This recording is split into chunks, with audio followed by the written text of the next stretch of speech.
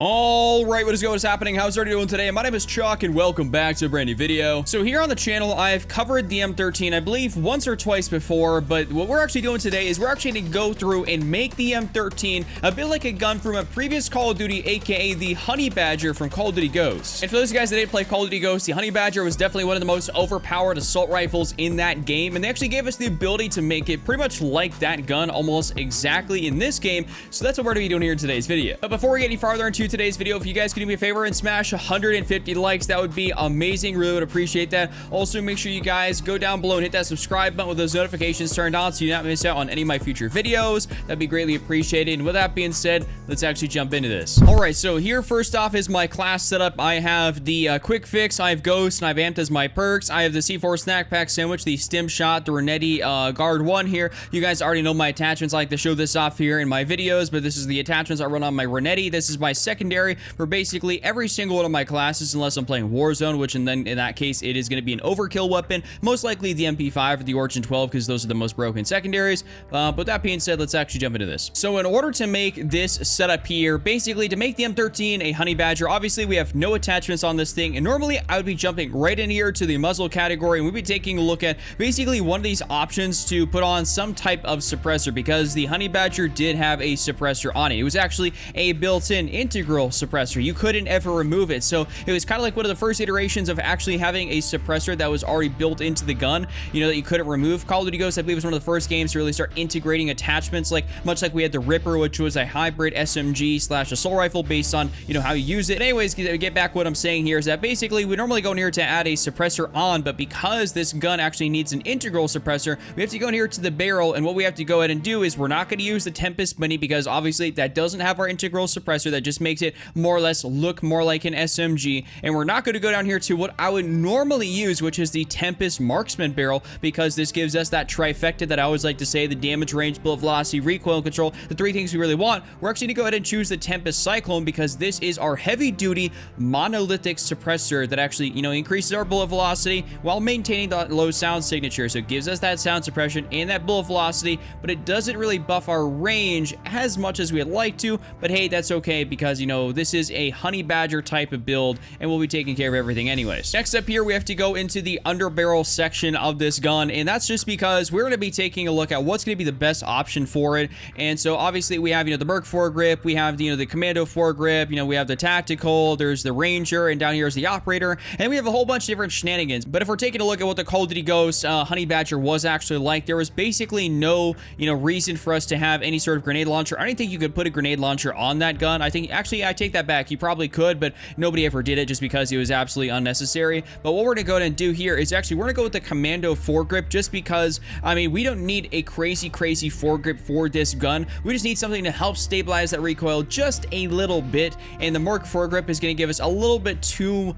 much of, you know, a penalty for aim walking movement speed and aim down sight speed. And granted, it does help your recoil control, it does help your hip fire accuracy. This isn't necessarily an SMG, this is still ultimately an AR, and we need to treat it like an AR, and that basically means that we're gonna run the Commando on this, as that is the best option. You could for sure try out the Merc foregrip, and you could definitely go down here to try out the Ranger, but for me personally, like I always say, Commando is just, you know, my #1 attachment. So actually this is gonna be our #2 attachment. Naturally, because we are making the Honey Badger, we have to dive down here to the ammunition category, and 100% of the time, I'm telling you guys, you know, 7 days a week, you know, 24 hours a day, 10 times out of 10, that you're going to want to run in a massive extended magazine, because this gun has 30 rounds total in its base magazine, and what that means is that we need to have some more ammunition. That's what I always do. But honestly, because we're running the Honey Badger specific setup, we can't actually even throw on that 50 round magazine. We can't even throw on the 60 round magazine. We have to go specifically in here for the 300 rounds, or the .300 blackout 30 round magazine, which gives you your plus your damage range, no visible tracers, and no enemy skulls. So this basically,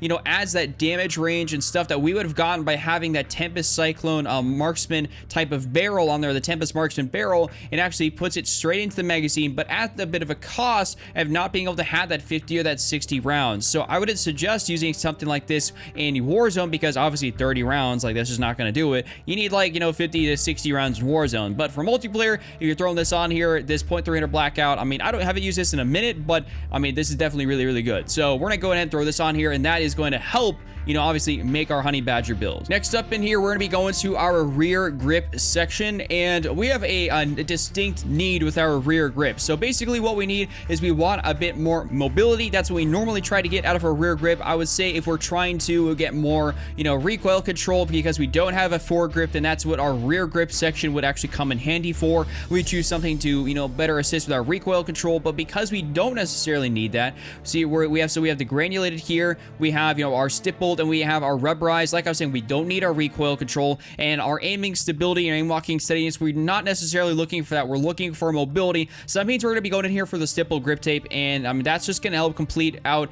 our fourth attachment here for our honey badger build. I mean, I absolutely love using the stippled grip tape. This is probably one of my most used attachments in the rear grip section, because I don't think there's been one time where I've ever selected granulated. I'm just going to be, you know, serious, you guys. I don't think there's any time which you ever should select a granulated grip tape. It's really not necessary. Rubberized, you know, I can see people using that, but, you know, stippled, rubberized, those are the two ones you're going to want to use. And so that means we're going to be using the stippled here for this one, and this is going to be attachment number 4. So for our attachment number 5, we're actually going to be jumping in here to the optics section, and a lot of people, what I should say with the honey badger, either ran it with basically their iron sights or just straight up ran it with a red dot sight. And the red dot sight was incredibly popular to be able to run on that gun. So I was thinking, okay, if we're going to try to best emulate what the honey badger was like in Call of Duty Ghosts, basically what we're going to go ahead and do is we're going to go down in here to find ourselves our preferred optical attachment. So we have, obviously, right up here at the very beginning, the Solo Zero Optics Mini Reflex, which is, you know, definitely a pretty good reflex, but I'm not going to necessarily go with that one. What I'm really looking for is actually going to be the GI Mini Reflex, as I find this is the closest in resemblance to the Call of Duty Ghost red dot that we'd be using on the honey badger, because obviously, you know, the honey badger in Call of Duty Ghost is also an Infinity War title, so some of the stuff, you know, the similarities are pretty, you know, uncanny. So we're gonna be using the GI Mini Reflex here as our number 5 attachment, and that is going to then ultimately give us that honey badger like feel. And this is basically going to be our incredible honey badger build in order to be able to use a gun from a past Call of Duty in a previous, or in this current Call of Duty, I should say. I'm stumbling over all of my words here today. But anyways, this is my setup for it. We're going to go ahead and jump in game and start dominating. And you guys are going to really enjoy the gameplay. With that being said, let's jump into that. All right, I'm going to keep it a buck with you guys here. I realized that was after I was making this class, you know, putting on quick fix and everything, that basically when I played the game, I end up relying on people running, you know, either, you know, 5'5", 6'6", or, you know, something like that, to the point where I can potentially scavenge a bit of ammo from them.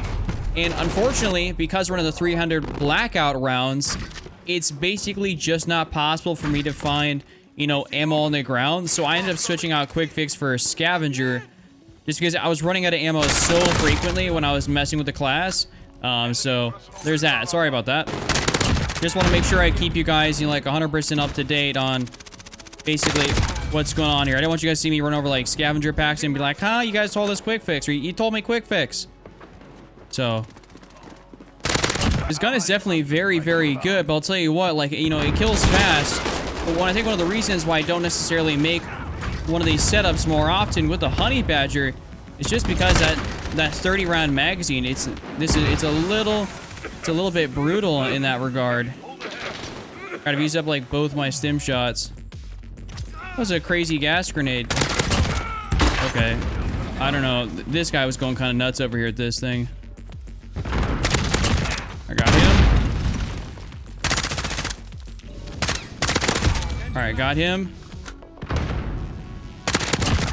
He's definitely very silent, that's for sure. Like, these guys don't end up being knowing what hit them. I definitely think there's somebody coming over here, so I'm gonna back up. Try and get that advantage. Yep. I knew that was gonna happen. Anybody else? There we go. Just got this guy up top here camping a little bit. Man, that guy down there just, he's got the beam on him. Thank you, teammates. Appreciate that. You're an absolute bot. Get out of here. Dang, what are those guys doing way back there? I'm throwing down my ammo box because once again, I'm running out of ammo here. There we go.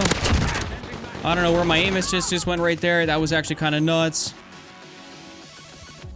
Spawns at KC are definitely like they're steady, but sometimes they can be a bit hard to read. Whoa. Aim assist, please, please, please work with me here. Work with me. I'll help you out, teammate. No, he's not around there. All right, sorry, I ended up avenging you. Couldn't save you. Avenged you. Got this guy here. And somebody even just ran in over here. No, come on. Remember back in Call of Duty Ghost, a lot of us did actually end up running like more. It was definitely more than a 30-round magazine. Like 100% guaranteed on the Honey Badger. So I wish in this game I could do it just because I feel like it needs it so desperately. But at least for the sake of the build, actually getting it to perform how it should, at least to recreate it, you can't necessarily do that. Hey, there we go. I'm not even gonna lie to you guys. Lobbies tonight have just, they've definitely been a little bit on the tougher side in terms of trying to get a gameplay video that I've been really trying to show this off to you guys. And man, sometimes I'm just really not having as much luck. But I mean, hey, it is what it is. You guys will get the point. Like, this gun is still like very good whenever you want to go use it. Yeah, see, absolutely, it's still like a laser beam. Yeah, we're gonna get ourselves up here. There we go, got him. And there should be, is there not? Wait, wow. My dude was camping right there. We're gonna throw this down here, get this resupply, and then most likely skedaddle because that ammo crate, bro. It can be a little bit vicious, man. It can really take you out. Something's going on with my aim assist here, and I'm not liking it. It's feeling a little bit off. They be doing these updates to MW, and sometimes they be throwing out my PC, making me do all sorts of backflips and changing up my settings on me, and you know, Infinity Ward. I just don't be appreciating that. You know what I'm saying? Like, don't gotta change it up like that. There we go. Finally got ourselves a VTOL towards the end of the game here, unfortunately, but you know, we managed to get one. Let's see if we can drop in advance. I know there's a guy looking at me. There's definitely a good amount of guys just out here in mid. Got him. Got him, man. Maybe I should have been posted up here the entire time. You know, I really should have been posted up here the entire time. I also got no ammo. Can I get something with my last 9 bullets? Oh, and I got the advanced UAV. Oh, man. Okay, let's go. I mean, that's definitely not a bad way to finish off the game. Hey, can you at least let me finish that? I was on a roll there. I was on a roll at the very end, but man, couldn't get anything going very much throughout the game. How many kills I dropped? 48 kills. Not too bad. Well, that's all I got for you guys here within today's video. Thank you so much for coming through. I greatly appreciate it. If you guys have enjoyed this video, slap a like on it, subscribe with those notifications turned on. Make sure you guys comment down in the comment section below, and for sure go check out any of these other videos here up on screen, as I greatly appreciate it. Put a lot of time and effort into them, and I think you definitely enjoy them. Anyways, I'll see you guys back here again tomorrow with another brand new video. Just remember, don't triple cap, don't be Randy, and I'm out. Peace.